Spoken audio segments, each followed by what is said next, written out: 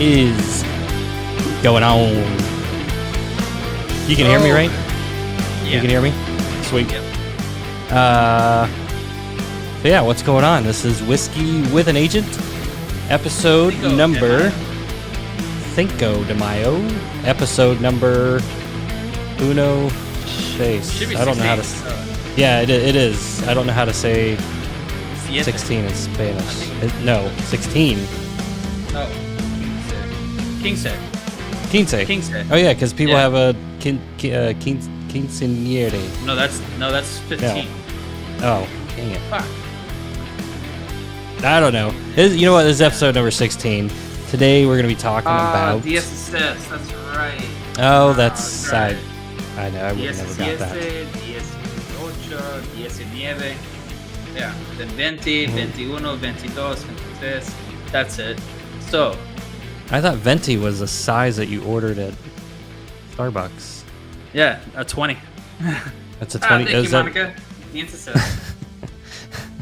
Oh, she got it for us? I'm not on the chat. There it is. Yeah. DSS. Thanks, Monica. Number 16. Thanks, Monica. So yeah, number 16 episode. Venti is 20 in Italian. Ah, okay. And then how do you say 20 in Spanish? Veinte. I don't know. Ocho. She knows. So yeah, this is, well, I think we finally figured it out. It's episode 16 for those of you non-Spanish and Italian speakers. We are going to be talking about the housing market trends right now. There's some weird things going on. It's almost like, I mean, it's trying to slow down. It's trying to shift. It's trying to do some things that, I don't know. It's literally changing before our eyes. Yes, That's what's really cool. It is. Happy Cinco de Mayo, man. Oh, yes, that is your mother. The market is literally changing right before our eyes, and so far from what everyone and what the evidence is kind of pointing towards is changing for the better in a very, very positive way. And so in particular, we're going to talk about the month of March. Now, one thing that a lot of people need to understand is that every market kind of generates their reports different times of the month. So here in Central Florida, under the Stellar MLS, we get our monthly reports on the 15th of each month for the prior month. So as it stands, we haven't gotten an April report yet because it's not May 15th. So therefore, we're going to talk about March. Yes. NAR, the National Association of Realtors, is still in the month of March. We have kind of regular updates, but as a whole, in terms of a market, it's still in the month of March right now. So we're going to go over March. Yes. And first and foremost, more importantly than housing market trends and stats and all of that stuff, what do you got your pinky up surrounding a glass? What's in that glass? Besides ice. Rum? I got rum. Yep. So nice. This is 1888 Brugal, and let's see, it's in Añejo, which is a new one. I'm not familiar with it. It's absolutely delicious. Kind of give everyone a little bit of a look of the bottle. It's absolutely delicious. It almost has a bit of a whiskey taste to it because it also sits in barrels. I was kind of looking at it because I think it sits in a couple of like bourbon barrels. I remember. Oh, really? I can't read the Spanish. It's a product of Dominican Republic. Mm-hmm. But I feel like this was sitting in barrels because it tastes like it. And I think I remember looking it up. Absolutely delicious. Highly recommended. And definitely affordable for sure. Nice. 1888 by Brugal. Well then. What do you got? I just went with something completely non-Spanish, and I'm actually doing the Irish. I haven't had this one in a while. The Sexton. Yeah, but it's good. It's smooth. It's a good one. It's also affordable. It is. I think it was like $30, maybe $35. Yeah. I mean, it's a single malt too. It's it's really good. And I don't put ice in this one. I don't have to put any ice in. I can just kind of sip on it as it is. So it's smooth enough that you can. I like neat as well, but there's Yep. just something about like cold, like hitting No, the I back of the agree. throat, like I ice agree. cold water or ice cold milk, ice cold whiskey, soda. You put Something ice in about your milk? no. I used to as a No. kid. Did you really? My mom does that. Hmm. She puts Hmm. ice. Well, she puts ice in everything, but milk, orange juice, she puts ice I in. did Yeah, that. it's Yeah, I did that too. it's Sometimes it wouldn't be cold enough, and my mother can validate this. It wouldn't be cold enough for me, and I would put ice in it. But then it get too watered down. all right. So we are going to be talking about housing market stats. Oh shoot. Yeah, you want to pull up that screen. So we're going to give But people the kind of like a slideshow. So as we talk about it, we can kind of go through it. And this isn't going to be like a 2-hour podcast. This will be like a 45-minute one for the most part. And if it takes us a little bit longer to get through it all, then so be it. People have questions they can't ask too. yes. But the first thing, so if you're interested, and Chris, I don't know if you do videos or anything for your housing market reports. So if anybody's I need to get interested better about it.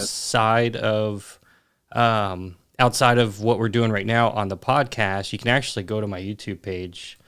I'll pull it up here. So if you just go and you search JDA Florida Homes and YouTube, you'll come up. It'll come up with my. It'll Look at come that up guy. with my YouTube page, and then I actually have a playlist for real estate market report. So I'm just going to view. So here's all the monthly awesome. reports that I do. So basically, I think I missed like a month right at the end of the year last year, but I pretty much do one every month, and they come out. Well, our stats over here come out around the 22nd, and I cover usually like Florida and then multiple counties around Central Florida. So I know some of you watching this have seen my reports, but if you haven't, go check it out because I talk about this stuff every single month, and it's very, very important to follow this stuff when you're buying a house, selling a house, when you're working. Yes. So, I mean, for us, it's definitely important as real estate agents, but for you as a consumer, it's also important because you need to know what's going on so you can make financial decisions because this is, as they say, this is the biggest financial transaction that you're going to do, and you need to be well-versed in what is going on. And you should have an agent that's definitely well-versed. If they're not, ooh, buddy. Ooh, buddy. Ooh, buddy. Yeah, you're going to be biting it. You will be biting it for sure. Absolutely. Yes. So do you want to pull up that screen and we just kind of go right down the list? Or do you want to start on a national level or a local level? You know what I want to do before we get into that? Can we talk about mortgage rates real quick? Yes. The Feds met yesterday. I didn't get a chance to look into the results of it yesterday. I did not either, and I was looking for it, but I know that they were looking at raising it, what was it, like a 0.5%? No, 0.75%. Oh, 0.7. Oh, okay. Then that's more than the report I read a few days ago then, because the one I read, they were talking about a 0.5%, but now, man, if they're talking about a 0.75%, holy crap. So, let's do a quick Google search while you're pulling it up and reading that.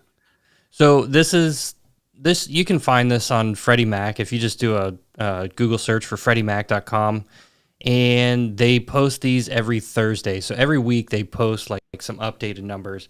So right now and last week they were like 5.11% for the 30-year ARM. Let me get that on the graph. So right here, last Thursday on the April 28th, it was 5.1% for the 30-year and 4.4 and 3.78. Now it's 5.27 30-year fixed, 4.52 for the 15 and 3.96 for the 5 1-year ARM. So you can see that everything is going up. It has increased. And then if you look, I mean, you can see the graph right here over the past, going back to September of last year, and then it's just it was slowly increasing, and then right here at the beginning of the year, it just like, boom, just jumped up. And that's because of those those hikes that the federal or the feds are doing. And I actually did a video on that as well. If you go on my YouTube channel, I did a video talking about what it actually means when the feds are raising the interest rates and all that stuff. They're not actually raising the actual, like the mortgage interest rate. They're just making it more expensive for banks to how much it costs them to loan money and stuff like that. So in turn, they have to pass that on to the consumer, and that's how our rates end up getting raised. But the other thing to follow when you're looking at interest rates is the 10-year Treasury yield. So I have this one pulled up here on CNBC, and look at this. It is just skyrocket. I mean, this looks like what lumber prices were doing last year. I mean, the lumber prices, and we'll talk about that here in just a second. Lumber prices were skyrocketing. Look at 3.055. Holy crap. I just looked at it 2 days ago, and it was like 2.89. Right. Yeah, it was like right about here. That was on April 28th, 2.89. And now it's 3.05. So if you don't know that the 10-year, the mortgage interest rates, they correspond with the 10-year Treasury yield. So as this increases, your interest rates are going to also increase as this decreases. So if you go back to like mid last year when interest rates were super low, look at these numbers. Back in September, we were seeing like 0.6, 0.5, so not even a full percent here. Or, yeah, that's that sweet spot right there. Like right as you can see right there in the 2020, right there. Well, I was kind of going back like when interest rates just dropped off there at the pandemic levels. And it's just we dumped a shit ton of money into the economy, trillions of dollars, and so that, as you can see right here, now the Fed has to make drastic decisions and moves to remove that money. So even though interest rates, you can see it right there in a playing field before the pandemic at 2018, 2019, we're right there at the pre-pandemic levels. But how much higher is it going to get? That's the question that we don't know just yet. I mean, that's all in the Fed. And I did find an article by the Wall Street Journal from 7 hours ago, so earlier this morning. And it states I'm going to read just a little bit. The Federal Reserve approved a rare 0.5% point interest rate increase and announced plans to shrink its $9 trillion with a T, $9 trillion asset portfolio starting next month in a double-barreled effort to reduce inflation that is running at a 4-decade high. The moves, announced after a 2-day policy meeting Wednesday, will rise the central bank's benchmark federal funds rate to a target range between 0.75% and 1%. Jeez. So that's going to do some shit right there. That'll definitely probably throw us into a recession, for sure. If so, there are a couple things that invert. There's a couple years. I think it's the 5-year, the 2-year, and I think something else. When 2 of them or 3 of them flip or invert, that's when we're going to go into a recession. One of them already has in the past. So this is going to do some stuff for sure. But the question is, like, well, here we go. Yeah. Can you hear me? No, yeah, I can hear you. Okay. You sound better when you're closer to your mic. Oh, okay, I got you. I'm probably doing all kinds of stuff because I'm thinking when I do that, when I'm thinking and talking, I do that. So thank you. Shit, lost my train of thought. Oh, my bad. It's all good. Well, while you're getting it back, let me pull just so we can keep things rolling. So we talked about interest rates. We looked at what those are doing. We looked at the 10-year Treasury yield. Let's look at lumber real quick. So, I mean, obviously, normally lumber prices or the lumber futures are somewhere in the 300 to 400 range. And then until in 2020 when we started seeing that spike, and then 2021 where it just got astronomically high, up to like 1,500 almost. And then we had a pretty sharp decline going into 2021. We thought we were going to recover from it, but then the industry said, nope, wait a second.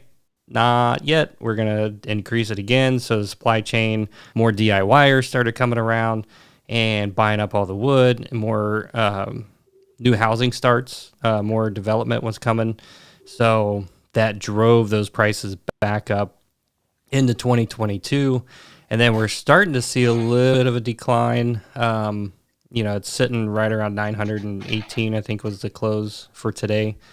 But nonetheless, if you go to a big box store right now, lumber is freaking expensive. It is expensive. I was building a fence I went to Home Depot. I was buying wood to build a fence, and I was getting my 2x6 by 16 planks, the green wood, the pressure treated stuff. $16.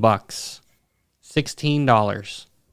Normally those things are probably $7 or $8 normally, like in a normal world. But yeah, $16 is what it is right now for those. And even just a regular 2x4, I can't remember. I think it was somewhere around $6, $7, $8, depending on what kind of wood it was, or if it's been treated or not. So I mean, it's crazy. It's crazy. That is pretty wild. Yeah. I unfortunately can't remember what I was saying, so like trying to think on the fly and have a conversation, it wasn't working out. But drink some more whiskey and that'll help. Right. I think that's the problem, is that I switched from whiskey to rum tonight. So. Yes. That will do it. That will do it. For sure.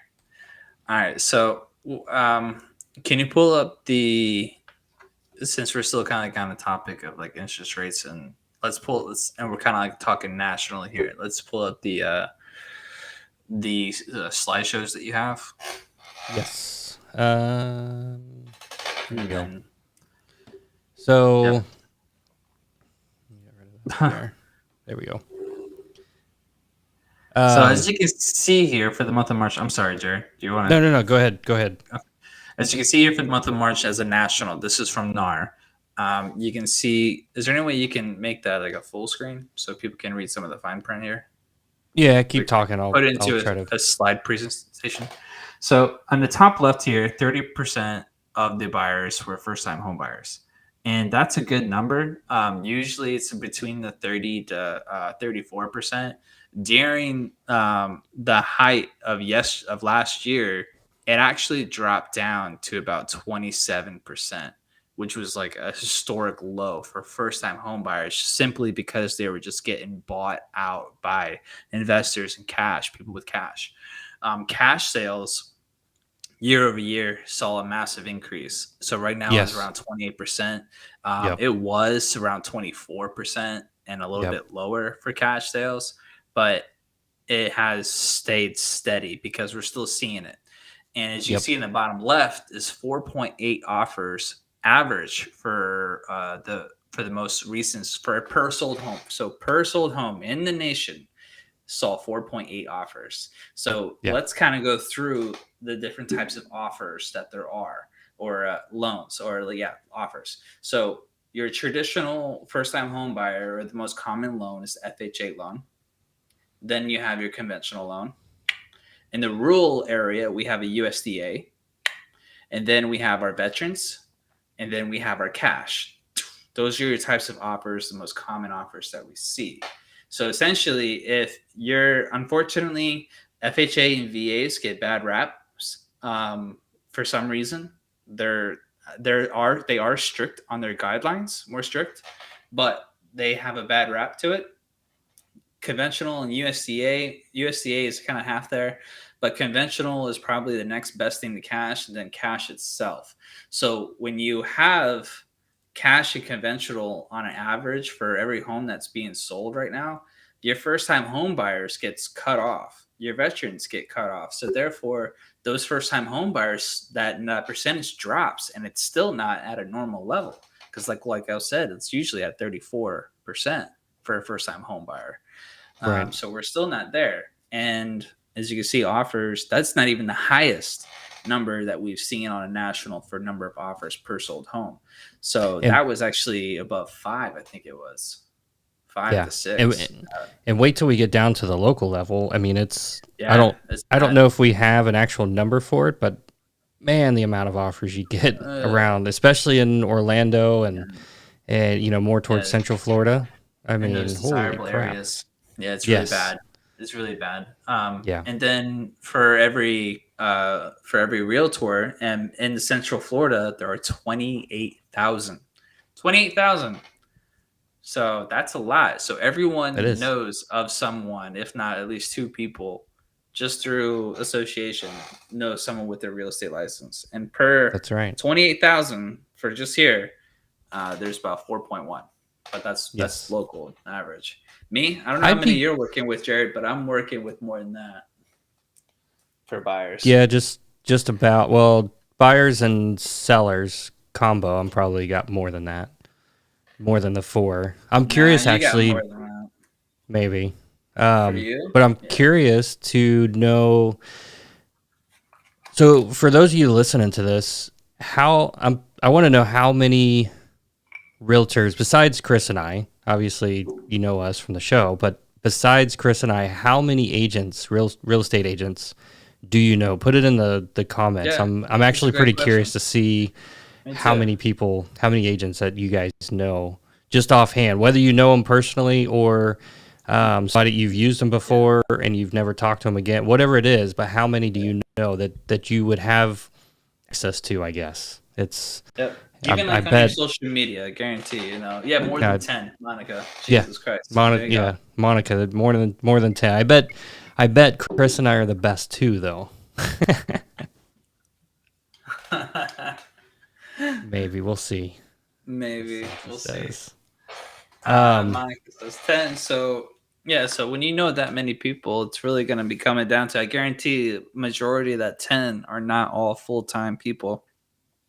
Statistically speaking, not all of them are full-time or have the longevity. See, Ryan Moore, 7 people. Jeez, and that's not including you and I. I assume it's not. We stipulated for those. Yeah, so, but still, I mean, so Monica knows 10, and then plus us would be 12, 7, 9, 10. Monica says 10 personal friends and about 30 that I don't know that send me business. Oh, Monica does cleaning. She cleans houses. She owns a business where she does, home cleanings and stuff like that. So, so she knows a lot of real estate agents, but 10 of them are personal friends. The other 30, they send her business for.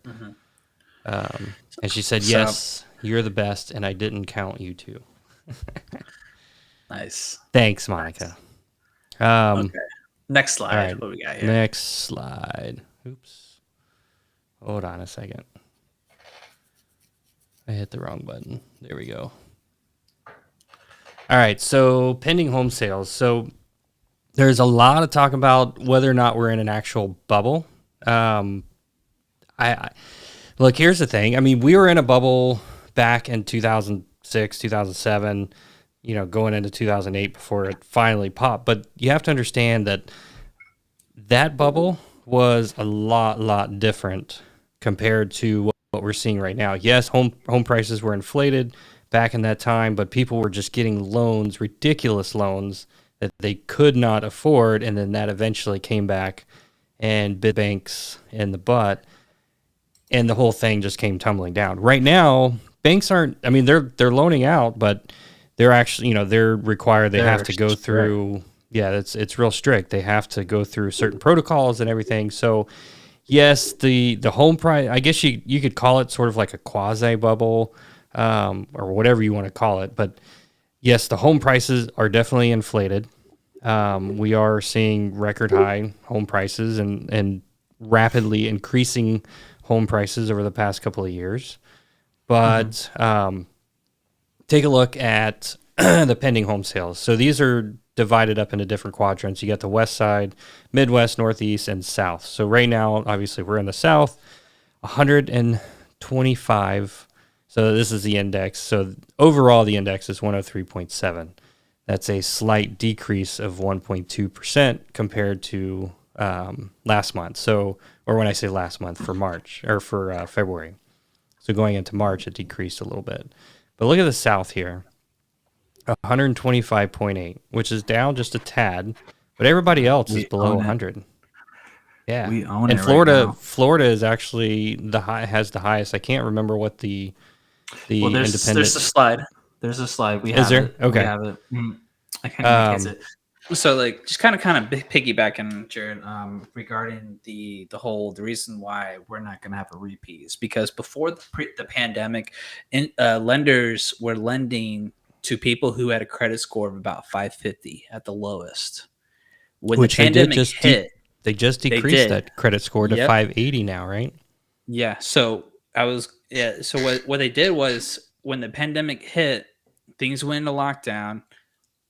People were starting to open up again, and around August time, if I remember correct, they went ahead and said no more lending for those who are at under 640 minimum credit score was 640 here, at least in Central Florida, the lenders that I was working with. Nope. So he went from 580 pre-pandemic to 640. And be honest, because we didn't know what was going to happen. I'm calling it like the kind of the COVID effects. We don't know if people were losing their jobs, if life was going to even continue as we know it. So the last thing they needed was to lend people money who were risky or are already considered high risk, and then ultimately default because they lost their home. So they were like, no, we have to make sure that the people who qualify are the ones who are like in really good standing. And just recently, they've slowly been just moving the bar down. And as of yesterday, I think it was yesterday, if not the day before, they released and they actually reduced it from a 620 to a 587. You said 580 is what I read. Yeah, 580ish, which is awesome. So like, that is even more to sign that like we're not heading towards a crash. All these people like on YouTube who are just sensational and they have like hundreds of thousands of views, like they are just doing it for the clicks. They're doing it for the clicks. They have like crash and then their face is like this is like as a fumble, and it's just like it annoys the hell out of me because these people are smart enough to know better, but they're just pushing a propaganda just because like sensationalism, just like how everything else is right now. So it's just like we're not going towards a crash, we're going towards a correction. Everything about this market is very real. The numbers show it. So if there's going to be a crash, it's going to be in the stock market, not us. And I'm ready for that. Yeah, right. I mean, I'm not ready for it, but I'm ready to make some money from it. You got to start shorting. I know. You need to short. That's how you make it. That is. That's all how right. you make it. Housing snapshot. So existing home sales. So sales, and this is nationally again, 5.77 million sales for the entire country. So that's actually down just a little bit on a month over month at 2.7%. And then it's also down about 4.5% on a year over year. So compared to March 2021, it's down just about 4.5%. Check out the inventory. So again, you have to remember that this is a national average of the entire U.S. So we're the 2 months of homes on the market for sale right now.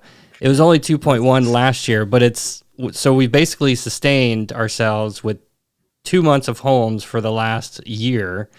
Normal market is somewhere around 5 or 6. So when everything's kind of stable, it's somewhere around 5 or 6 months of supply.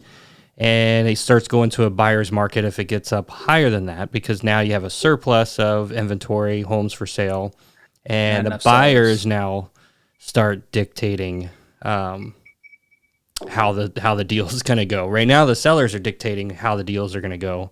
Every bit of it. Yeah. But it's starting to shift. We're like literally, even though we're reading these numbers, this is March. We're now in May. So, Jared, I'm not sure if you've seen it, but it's starting to shift. Homes are staying on a little bit longer. Sellers, the amount of multiple offers is getting smaller. my listing for Sanford, usually, okay, for the past year and a half, my average days on market was 4. 2 of those days was just trying to figure out what offer to accept. Okay. Right. So, but as of right now, I have a listing that just went under contract about an hour before we went live. And that one was over a week. So that one was over a week. And it was in a very good neighborhood. It was at market value, updated and everything. So we're starting to shift. We're shifting. It is. I have another anecdotal evidence is that had a buyer price point of 196. The appraisal came in at 180. We agreed and settled at 185, and we got the whole house rewired. Wow. Rewired. Dang. That's expensive. That's $14,000, almost 15 grand. That's a good deal for that buyer. Wow. Yep. Nice. So things are happening, and thank God. And so if you're watching this, make sure, I mean, don't cut away just yet, because I've got a couple other slides that it's crazy, the increase of how much it costs to own a home. We're going to talk about that here in just a second. But let's go back and look at the median sales price for the entire country, $375,000. That's up 15%. This is for the entire country.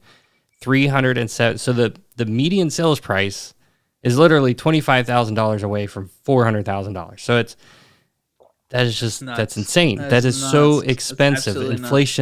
Inflation is just through the roof. All of this is because inflation is because of low supply, or the low inventory of homes, and the high supply of and demand of the buyers. And it's just, I mean, it's crazy. Everyone's capable. Everyone is capable of moving. Again, part of the COVID effect, I've been calling it, is that people can now leave their state and work remote. So people who've been bound by a city because of a job can now move wherever the fuck they want. Right. So, and then look at this slide. You're gonna have to zoom in on that one, because look at Florida. It is loaded, and it's actually the top 4. Do you not have the ability to zoom in? No, not on the presentation mode. Let me see. Oh, if I can... I know what you can do. Yeah, that. Oops. Now you should be able to go down the bottom right there. Yep, you found it. There we go. Get in there. Make that shit big. Let's go to. It's kind of blurry, but either way. So yeah, look at this.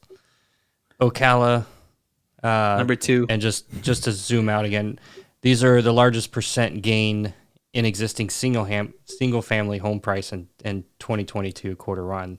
The first quarter. Ocala, 33.8%. Lakeland, Winter Haven, 30% increase. Punta Gorda, 34%. It is huge. That is nuts. Tampa is another huge market right now at 28%. And then Northport, Sarasota, which is just south of Tampa, is 28% as well. Increase to 480,000. 480,000, yeah. Christ. So look at that. Let's see. 1, 2, 3. We have 3 major cities in the top 4 or top 5. So wow. Yeah.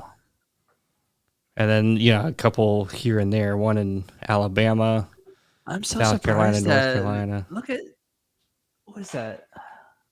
Salt Lake City. Utah. Fucking Utah. 30.8%. Mormon state. Yeah. Oh my God. It's crazy. Colorado makes sense. Yeah. So if you scroll up on the right-hand side, let's see what it says real quick.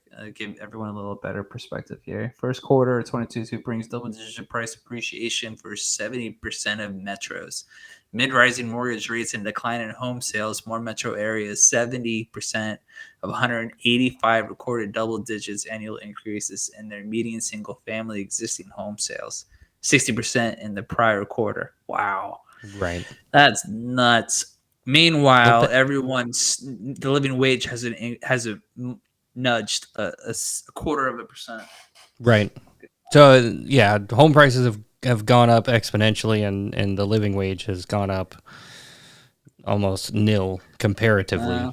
So, and that's going to be Well, heck, let me just pull that slide over here. Let's go ahead and just talk about, since we're on that subject. So this is a housing affordability index, but the easiest way it is for me to look at this. So, you have median priced. Let me go full screen here so you can see my cursor. Median price existing family home. So this is back 2019. Median price 274. Fast forward to March, 382. That's what we were just talking about. Look at this monthly P&I. So principal and interest. Look what it was back in 2019, 2020, even 2021. It wasn't that bad. Wasn't bad. 1,054, 1,035, 1,194. Now fast forward to March 2022. Look at that. $1,502 for just your principal and interest. Yeah. That doesn't include taxes and insurance and maintenance and all that stuff. This is just to pay back your loan, your mortgage. And look at this. That's now 20%, the next column over. Payment as a percentage of income, because living wages hasn't increased at all, but interest rates have. And if you can see there, now 20% of your monthly income will be just principal and interest. And then you have your taxes. And then you have your insurance. And then if you're in an HOA, God knows how much that is. So you're easily looking at like in the 50s to 60%. But thing is, like lenders, for a conventional, you can only utilize around like what, 40 to 47% of your monthly revolving income for your monthly payment. And something then whereas like that, FHA is in the 50s. Yeah. So that brings you down. That brings you down in the ability to afford. Your affordability just cliffs. Qualifying income right there. So whereas I think I saw something article. I'm sorry to keep interrupting you. I think it was now 61 or 64% of Americans live paycheck to paycheck now because of inflation. Yeah, that's maddening. The fact that even half is insane. That Americans are paycheck to paycheck. Now it's even more because of this. Yeah. Something's going to give, because there's no way that we can continue to people cannot afford $1,500 a month to buy a house. I mean, that's just they will because they have to, but I mean, between this and then this is why rent prices are so sky high too, because it costs you this much to rent a house. Well, what are the investors paying? They're paying that $1,500 a month, so they've got to hike the rent up because they still have insurance, they still have taxes, they still have maintenance, so they've got to charge $2,000 a month, for that same home that might cost you $1,500. So it's nuts. Yeah, and they know they can get away with it. I got quoted from someone that I'm trying to help. For a 2-2 apartment, she's paying $2,500. A 2-2 apartment, a fucking apartment. That's anywhere between 800 to like maybe 12 to 1,300 square feet. Apartments aren't that big, so no. Ryan said his friend pays $1,800 for rent.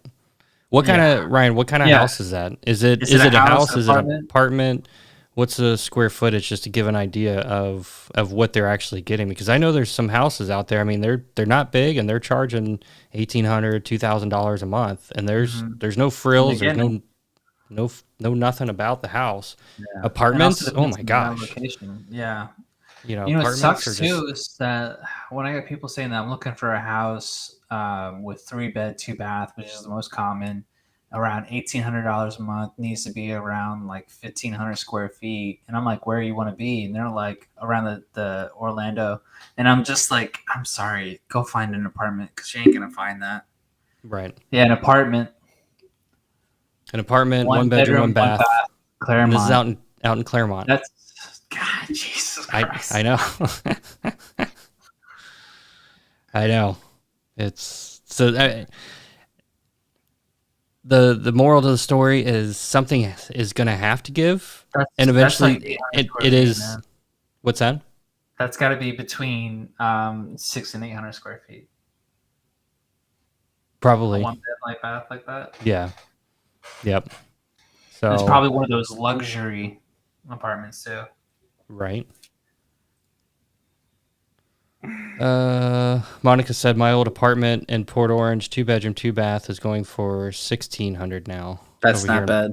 In Port Orange, it's actually pretty good. That's not bad. It's still a little pricey, but yeah, compared, I don't know how Port Orange is, but and just kind of relative to like downtown Orlando and stuff like that, like that's really good. Probably get about an extra. You can probably get away with about an extra $1,000 in like Winter Park or College Park, downtown Orlando, a single family home, all that. Right. So, here's another quick slide. So home price change, top 10 states. So Florida, look at that, number 1, 31 point. No, not whoop. Well, I mean, it depends on who you are. If you're a seller, then yes, whoop whoop. If you're a buyer, you're like nope. Yeah, Florida 31.4. Nope. 31.4%. Arizona's in there. Tennessee, Washington down at the bottom at 22%. But note what these numbers are saying. These are all year-over-year percentage changes, and these are all increases. None of these are decrease, and they're all above 20%. So, yeah. I'm really surprised Texas isn't in that. Yeah, they got all the oil and all that stuff. They can, I don't know. Nah. Texas does their own thing. Who knows what's going on over there? True. They're practically their own country. California is trying to be their own country. Well, they're gonna get separated and wash out into the ocean anyway. So it's yeah. What's that movie with Kurt Russell? It wasn't. Oh man, his name was Snake. Los Angeles. Someone help me out here. I have no idea. Like Los Angeles, because they're on a fault. Like it has an earthquake and it broke off and escaped Los Angeles or something like that. So, but yeah, I wouldn't be surprised if California becomes its own. They need to. They're crazy. Anyways, inventory of existing homes. So I actually added this slide. I thought this was actually something to give people a sense of where we need to be in terms of a normal market. A normal market is around 2.9 million homes for sale. That gives us about a 6-month supply of inventory. 6 months, as Jared stated earlier, is a normal market. 6 months to about 8.5, 9 months. That is where we kind of need to be in terms of a normal market. Anything below that just starts getting more and more into a seller's market. Even before the pandemic, we were actually at about a 5, and it slowly just kept becoming more and more of a seller's market from there. So 5, 4, 3, and then I think even before the pandemic, we were hovering around about a 2 to 3 month supply. Yeah. Now in Central Florida, which I'm sure you will get to, is it hovers between a 0.6 and a 0.8 month supply right now. Yep. Yeah, we'll look at that here in just a second. But yeah, this kind of gives you an idea of the numbers. But look at what the impact is having on, so impact of student debt on life decisions. So basically, you have some student debt. What are you going to do? You have to pay the student debt back, but you might not. I mean, especially now, you're probably not going to be able to afford to buy a house. So, and I think somewhere, you can see the percentages here. 15% say debt kept them in disliked jobs. 12% uninteresting jobs. They had to get a second job to pay down loans, so on and so on. So it's right here, 51% delayed purchasing a home because of student debt. That's crazy. Do you know what the average age before? I'm sorry, go ahead. Finish up. No, I was gonna say I think I was one of those people. I mean, I had to delay buying a house because of student debt. Yep. So The average age of a buyer in the before, I think, and before the 70s or before the 80s was 24 years old, 24 to 27. And I remember looking this up. I was absolutely flabbergasted. And I think we actually talked about it too here. And it was predominantly men, because women's rights haven't really kicked in full swing at that time. And so that was the age, is what I'm trying to kind of get at more so. It was in the low 20s, the mid 20s.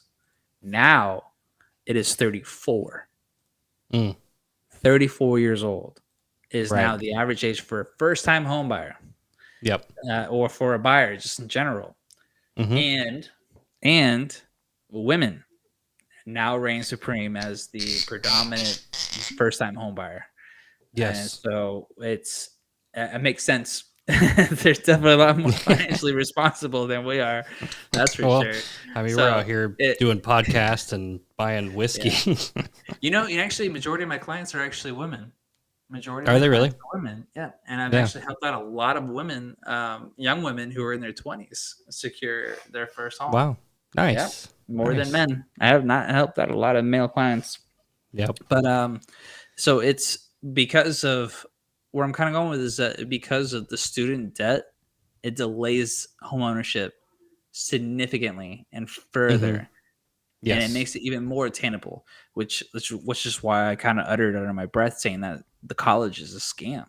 Unless you absolutely want to, or you know exactly the career path you want to go to, college is a scam, in my opinion.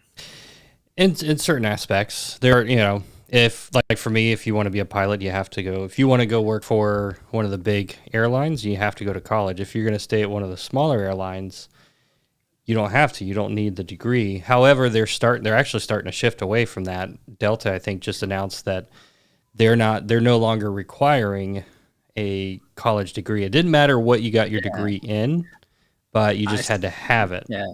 I guarantee you, if you started like a trade school system, like where you started young, and you started learning that stuff, by the time they get to an appropriate age, they're going to be fucking masters. Yeah. Like everyone's going to be a master at the craft with time, age, and experience. Plumbers and linemen, they have, and electricians, they have different status. They have like apprenticeships and journeymen, and then you become like masters, stuff like that. See, look at that. Ryan Moore right there. Perfect example of trade school. Bought my house at 23 years old. Yeah. Yeah. It's, and like, well, because you figure you get out of high school, you're going to college, and then you spend 4 years, maybe 5 in college. So you're probably not buying a home while you're in college.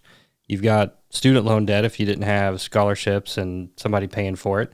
So you got all these loans coming out. So that's going to delay your home purchase even further. Or you go to trade school. Yeah, trade school costs money, but typically the return on that is so high. Yeah, exactly. So, and like Ryan said, I mean, he bought his house at 23. Boom. Yep. And then you have Monica, I have 2 degrees and I own a cleaning business. You don't even need a high school diploma for that. Yeah.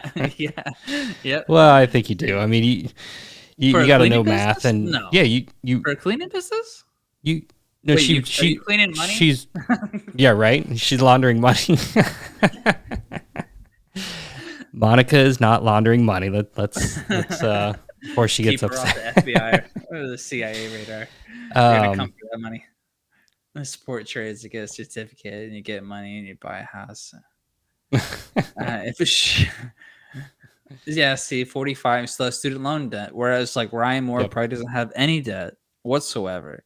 Yeah. So it's just like, oh man, we're getting too deep into the woods here. Let's get back to real estate. Let's go into the local level. So these are the charts that I use on my monthly reports. So let's throw that up here. So when I do my monthly reports, I do it on a year-over-year basis, and I'll just run through this real quick. So this is March 2022 compared to last year.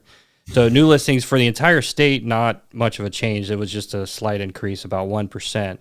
Active inventory is down 24%. So look at that. Active inventory for the entire state of Florida is only 28,436. So jump down to the graph right here, the orange line here, this big orange line. Look where it was back in June of 2020. Somewhere around, I don't know, call it 60,000. We're at 28,000. Okay. So 28 that we had about, and we had even more than this prior to June 2020. This is just as far back as my chart goes. So somewhere around 60,000, we're at 28,000. So just think about that for a second. Take a second to just really think where the market is right now. And it's not, there's only 2 counties in Central Florida that I've seen where active inventory is in the green, and I'll show you those here in just a second. But time to contract, this has been a steady decrease over the past couple of years. The year-over-year time to contract down 40%. Just 9 days for the entire state of Florida. 9 days. Median sales price, $397 is what it is right now. $397 median sales price for the entire state of Florida. I wanted to make that quiet there for a second. Let that just ring the bell in your mind. That's basically $400,000 median sales price for Florida. It's freaking expensive. That's nuts. It's expensive. Nuts. All right. So, and then month supply of inventory, we're at 1 month. 1 month supply. When you start breaking it down to Central Florida counties, none of the Central Florida counties that I cover are above a month. Most of them are 0.6 to 0.8. And we'll see some of those here as we go by. Closed sales, 30,000. So how does this work? We have active inventory. We have currently 28,000. We closed 30,000. Those numbers aren't matching up here. Now, there's some carryover from the previous month and so on, but I mean, we're closing more sales than we're putting on the market. We have new listings coming up than we have on the market. And the reason for that is because we have a lot of investors that are just going and doubling down. They have call centers, they have mails, they have door knockers, they have anything under the sun to do something, to generate something, because they're doubling down their efforts because of the market share. They know they can get the rent for it. They know they can flip it. So that's what they're going for. Hard freaking core. So I guarantee a lot of people who are watching this probably going to be like, yeah, like I even had somebody from Keller Williams come knock on my door earlier this week. And I told us up front, I was like, I'm a realtor too. And we had a great conversation. Mm-hmm. I told him I commend you on your door knocking. I did that. I did that for a couple months, and it was excruciating. It's excruciating. Yep. It works. You just got to get through all the door slams. Yeah, that's not for me. Yeah. So you talked about investors. So check this out. Investors usually pay with what? They usually pay with cash. And we were talking about earlier on the national level, I think it was, what was it, 28% were cash sales? Mm-hmm. Look at it. Look what it is for Florida. 34% of the closed sales are cash. 34%. So that's a third of the deals. A third of the deals that are done in Florida are just cash deals. Investors, people coming from people with cash. People with cash coming from other states, California, New York, that sold their house, and then they're like, "Hey, let's go to Florida. Why not?" And investors are also getting smarter. They're actually purchasing it in their name and then transferring it into their LLC, because a lot of times they're losing out because investors will make blind offers. And so what they'll do is because they'll just, once they get under the contract, then they do their assessments. Like they'll run the numbers based on what they're getting it for to what they're paying, like what the rental is. And if it doesn't reach a certain cap or a rental rate or ROI, they pull right out, or they try to renegotiate the price on the last day of inspections. And, they try to swindle it. And as you can see, a lot of it works, but a lot of times it's not working. And Right. honestly, I try to convince my sellers to give it to somebody that actually is going to live in it versus someone else. Give someone the opportunity to home ownership. Here's a young couple. Here's a veteran. Here's a family that's relocating. So like give it to those people. But for a seller, it's business. It's business as a seller. It's all personal for a buyer. So yeah, a lot of yep. got a lot of mixed emotions about it all. I love what I do. Let's A lot of mixed emotions. let's jump into Volusia County real quick. So the rest of these, so the main one, I wanted to cover Florida. The rest of these, I'm not going to read off all these numbers. If you want to come back and watch the video, just write down a timestamp or something, and then you can just come to it and hit pause, or you can just go to my YouTube and these same slides are on there, and I actually have timestamps where each county starts. So then that way you can just click right to it and check it out. But make sure when you go to my YouTube channel, please subscribe. Hit the subscribe button because it does help me out. It really, really does. YouTube likes when I have more subscribers. Don't we have our own channel? That's right. Yeah, I should be telling. Go to our channel. You selfish bastard. I know, but sometimes you got to be selfish. All right, go to the Whiskey with an Agent page and hit the subscribe. You know what? Go to both of them. Go to both of them and hit subscribe. And then go to Facebook and hit like, and go to wherever else we have stuff. All right. So basically the same thing. I mean, 10% change on new listings, active inventory is down, time to contract, again, 9 days for Volusia, $330,000 for the county of Volusia. Here's 0.9. So remember what I said, there's no counties that I cover except for one, but it's down in South Florida, that it's like right at 1 month. Everything else is 0.9 that I cover. Again, cash sales, 31%. And I'm just going to kind of go through these real quick just so we can cover them all. Seminole County, all in the red, except for obviously median sales price up 20%. So $417,000 in Seminole County is what the median sales price. It's expensive over there. Nuts. Well, it's expensive. You have Winter Park. Right. We have Maitland. We have a couple cities that are kind of considered upper class style. Yep. That's where I live. Let's see. I live in Seminole, so this is like my backyard. Yeah, that's actually good. Screen display so we can see the cash sales. 27%. Yep. Yeah, 27% cash sales. Orange County, again, red across the board. Some of these active inventories, though, this is down 13%, but as I've been doing the market reports, these have been in like the 20%, 25, 30% range of a decline on a year over year. Now I'm starting to see those less, get smaller and smaller. So it's 13% decline on this one. So it's good. And like I said, there's a couple of counties coming up that actually new listings and active inventory are both in the green and pretty significantly compared to what it was before. Time to contract, that's been a steady one. $441,000 for Orange County. Holy crap. So 31%, man. Yeah. 31% cash sales. Yeah. Nuts. 0.7. Here's your 0.7. Again, nothing is going to be above 1 month's supply. Lake County. So I know Ryan lives out in Lake County here. So and this is one of the counties I was talking about. New listings is up 16%. All right. Active inventory is up 5%. And there's another county that has these two are in the green as well. So, but 371 out in Lake County. That's crazy. There's no change on a year over year for the month supply of inventory.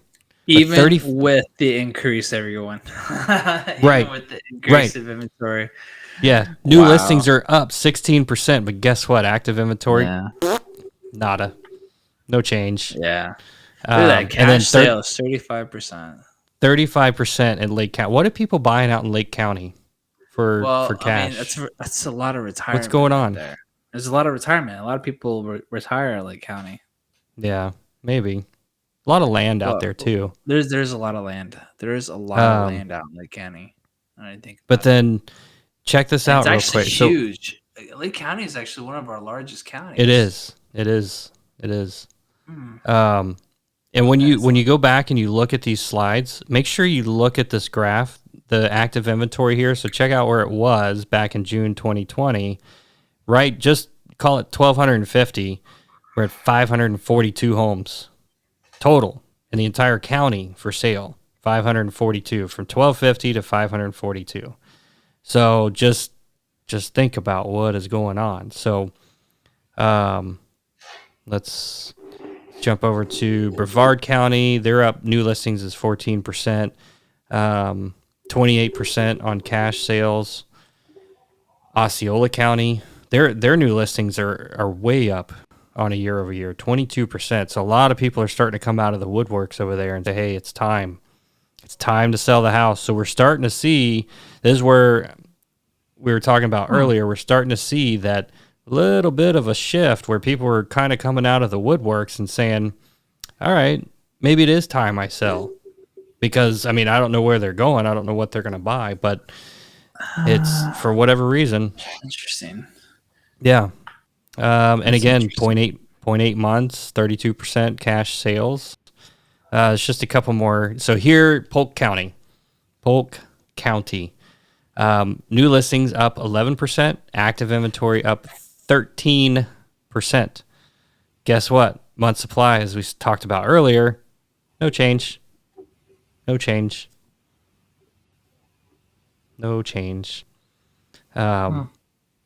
if look at it this way, closed sales 1478, new listings 1546. What is that, like a 60 home difference? Yeah. Everything basically we pretty much closed everything that came on the market. They closed just about everything. So there's one more county here. It's Lee County, but Lee County is all the way down in down by like Punta Gorda area, Fort Myers and stuff. And so why are you covering that county? I have a couple of clients that I worked with down there, so I cover it for them. I throw it in there. So I got counties under my belt. But look at this. So this is the quintessential. Holy shit. Yes, this is the retirement. This is the retirement county. So this is where everybody's going, because it's like Fort Myers, Punta Gorda, Cape Coral. I don't know the exact layout of which ones are included in there, but this is the retirement county here. So all these people have their 401ks, their retirement savings. They're buying these things with cash. So literally almost half of the closed sales are done with cash. And I'm willing to bet that a lot of these cash sales are not investors. They're not investors. But I can believe that. Yeah, I can believe that. We want to look at a couple other ones here. This is just one I throw in here. Median sales price. You can just see the steady increase over the past. This just goes back to February of last year. Those are the different counties, everyone. Just so y'all different know. Counties. The yellow one right here, if you follow my mouse, that's Florida. So you can see it's obvious. It's kind of like right in the middle, and then all the other counties, with Polk County actually being the lowest on the spectrum, but basically they're all increasing at almost the same rate. Yeah. Some a tad more than others, but and then here's this. I dated all the way back to January 2010. So back then we were at like 175,000 active inventory, and then it just declined in 2013, 14, and then another decline, obviously, for the pandemic. The green line here is new listings, and then the red one is the amount of closed sales. So I thought that was pretty interesting. Look how new listings and closed sales sort of stay together. And these little humps If you really get in and break it down, I can't do it on here, but you'll see that it's like the low, all these little low ends are like December. Nobody's listing a home, nobody's buying homes in December, and then they start to increase February, March, April, and then they start to decline back in December. So it's pretty cool just to look how on a yearly basis how cyclical this is, just up, down, up, down, up, down. Remember, we did the video. It's just like the best time to buy is in December, January, and January. The worst time is December. Yep. That's when the prices are its highest. And, yes. On average, we calculated that 10,000 people in the state of Florida list their home in the month of January. Yeah, it's crazy. Crazy. I don't know what. For those of y'all listening, I mean, what do you guys think about the market? Do you think it's actually? Are we in a bubble? Is it going to pop? Is it going to? Like, is everything just going to come crashing down? Is it? I got one friend that would love to say yes, it's crashing. He likes to tell me about it every other day.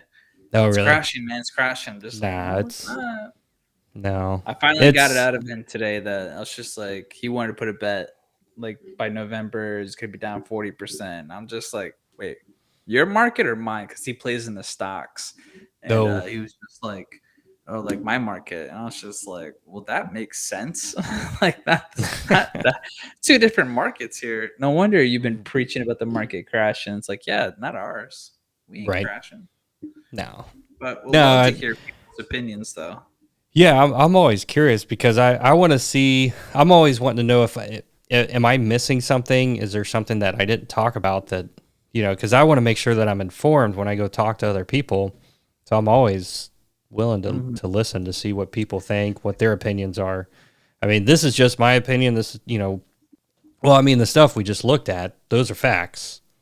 But everything that Chris and I kind of ad lib on are just our opinions. I mean, I honestly, I don't believe Chris thinks that this is an actual housing bubble. It's sort of it. I mean, the home prices are way up, and those are going to come down. They're not going to come crashing down, though. They're going to slowly, I don't even know if they're going to decline that much. They're just going to sort of level off for a while. I mean, I don't know. Maybe if they do, it implies like we all know what a bubble is, right? We like you just hold it up, and eventually gets so big and it pops, and it's nothing. There's nothing in it. Whereas like if you're stuffing a pillow, and eventually it gets so large because it's so packed and so stuffed that eventually it pops and everything just kind of falls out of it. I feel like that's what we are. We're a stuffed pillow.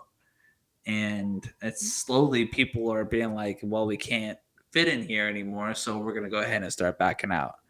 Yeah. You know what I mean? Versus like a bubble will eventually pop just because there's nothing there. Right. People need to make more money. Yeah, I would love for people to make more money. Monica. But then here's the problem with that, though. It and this is always the age-old, debate of we should raise minimum wage. But when you raise minimum wage, people are making more money, but then it costs more to make the products, everything else. So it's all kind of relative. You push it up here, everything else, get my hands on it. So you push it up here, everything else has to go up as well. So, I mean, you look at, you raise minimum wage, the cost of milk is going to go up, groceries are going to go up. The price of food for restaurant owners, I don't know if you've noticed, but even something as simple as like Chick-fil-A. If anybody's been to Chick-fil-A recently, and if you pay attention to how much you spend at Chick-fil-A when you buy the spicy chicken meal, it used to be last year it was about $8 and something. But the years prior, and I know this because I've been to Chick-fil-A several times, and there was a point, a couple years ago, it was like around $7.50, and then it went up to about $8. I just bought Chick-fil-A today. And we don't get sponsored by them. I'm saying their name a lot. But it was like $9.26, I think, is what the receipt was. And that's just a sandwich, fries, and a drink. $9.26. So prices are going up. If you don't notice it, it's kind of small. So sometimes it's hard to notice, these little increases. But go talk to some restaurant owners. the price of chicken for some of these restaurant owners has gone up like 120%, and they can't raise their prices enough to offset that cost. So prices have already okay. So prices have already increased. So what if so let's say, we start paying people more money, that's just going to keep pushing everything up right now. Yeah. And it's just it sucks. Like if inflation increases, living wage should increase. But we also have a little thing called the supply chain crisis going on right now, and food shortages for some unbeknownst reason. Like there's a chicken shortage, there's a beef shortage, and I'm just like, when? Yep. When? Like if everything is made in-house, literally grown here in the States, like why the hell does it even cost that much? It makes no goddamn sense. Like why there's a shortage of chicken? Why is there a shortage of beef? Yep. So man, I don't want to get I want to stay on the real estate because I start getting heated and start saying stupid shit when it comes to politics and stuff. Yeah. Well, but just even Monica said something for cleaning company. Her floor cleaner used to cost $1.50 for a 25-ounce bottle, and now it costs $6.13. Yeah, that's nuts. But where are some of those cleaning products coming from? Like if it's coming from overseas, that makes sense because off the coast of California, you have like 500,000 boats just doing circle jerk. Right. So it's just that's why like DeSantis is just like, come on over. But no one wants to make that trip for some goddamn reason. So I don't know what the hell that's going on with the whole politics side of things. It almost seems like it's intentional, but USA. Yeah, I buy American. Okay, I gotcha. Well, you know what? Yep. Like you're awesome because you're keeping people alive right now who are Americans. So I give you props, Monica. But Jared, I don't have anything else to say, man, other than just a bunch of rants that can last another hour on its own without you saying a word. So let's wrap this thing up. Well, I mean, I don't know. I hope we answered some questions about what's going on in the market and where the market is headed. I mean, there's so much more to talk about. And like Chris said, I mean, we could sit here for the next 2 hours and just, talk about it over and over and over and go into like all these in-depth things. But our goal is to just kind of hit the major points, talk about what's going on in the market right now, and then you kind of come up with your own idea, or at least you kind of get motivated now and be like, hey, they gave me some good information. Let me go figure out what the heck is going on, because this is all important stuff. The real estate market affects inflation. It affects how much you pay for groceries. It affects like all these different things. It's a huge part of your life, whether you know about it or not. The real estate market plays a huge role in everything, in the economy. So, and it's very important to know what is going on. To be honest, even if you're not buying or selling a house, it's important to know what's going on with real estate. Because if people aren't buying homes and aren't selling homes, that's not good. And if they're buying, So I don't know. That's all I've got. That's all I got too, man. So everyone, enjoy your day. Happy Cinco de Mayo. Raise your glasses. Happy Cinco. Uh-oh. Yeah, I'm empty. All right, that's fine. Happy Cinco de Mayo, everyone. See you next time. Cheers. Cheers. Hasta luego. What was it? I gotta scroll back up. Episode, I can't even say that. DeSaces? I'm talking over the music, it doesn't matter. I just want the music to drown me out. Yes. Bye. Bye.